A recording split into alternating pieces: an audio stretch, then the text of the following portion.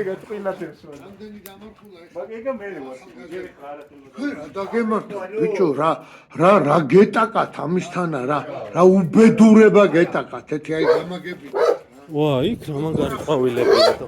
კაი რა.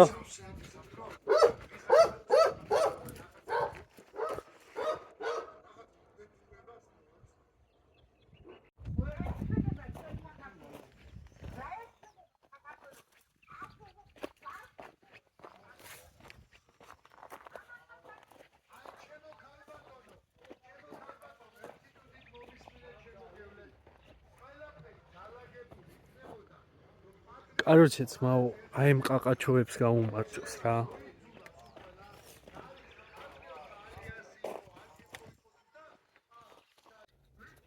და კიდე იმათ გაუმარჯოს, ვინც ამათი სილამაზით დატკბება და არ მოწყვეტს რა.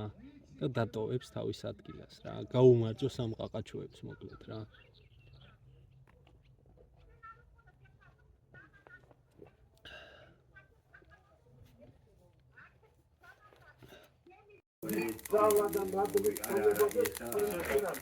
ამი შემოგევლო ჩემი თავი გენაცვალე დიდი მადლობა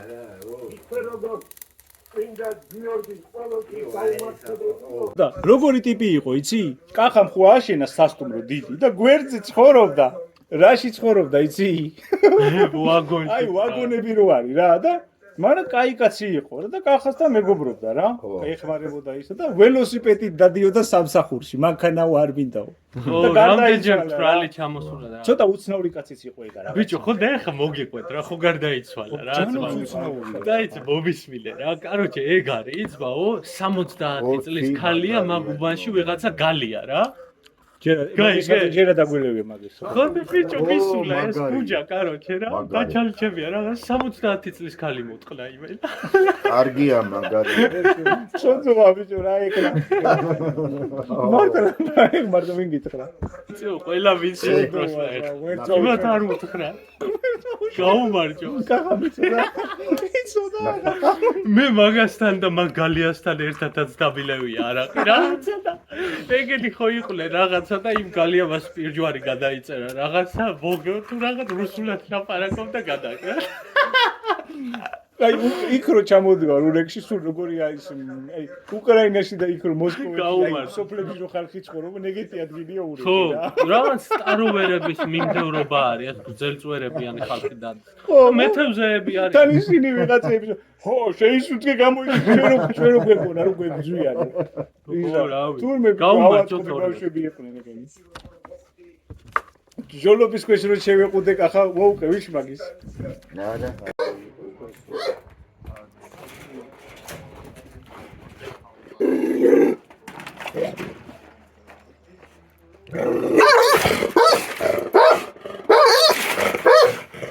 ამე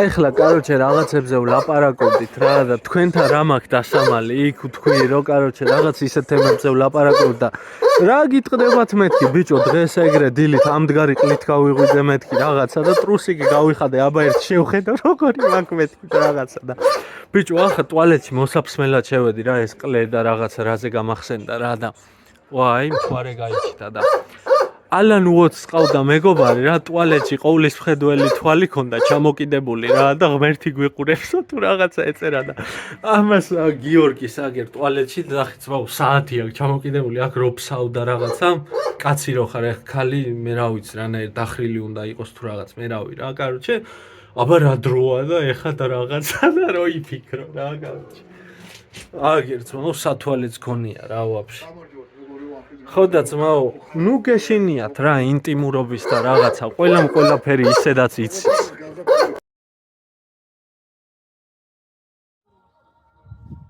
დრებზე იმარჯვებდნენ, უზარმაზარ იმპერიებს ხნიდნენ, მიუდგომელ სიმაგრეებს აგებდნენ, ჯაჭვებზე დაკიდებულ ყვავილნარებსა და ბაღებს აშენებდნენ.